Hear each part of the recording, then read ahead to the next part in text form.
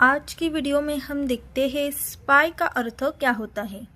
Spy मतलब जासूस या गुप्तचर।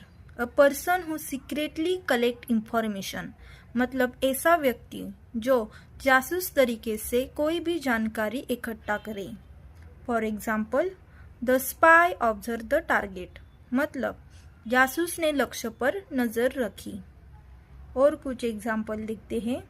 The spy gather secret information मतलब जासूस ने गुप्त जानकारी इकट्ठा की। The spy send secret message मतलब जासूस ने गुप्त संदेश भेजे। The spy enter the building secretly जासूस चुपके से इमारत में घुसा। The spy send secret message to his team मतलब जासूस ने अपनी टीम को गुप्त संदेश भेजे। द स्पाई कलेक्टेड इंफॉर्मेशन मतलब जासूस ने जानकारी इकट्ठा की। The spy share the details मतलब जासूस ने जानकारी साझा दी। Thanks for watching. See you in the next video.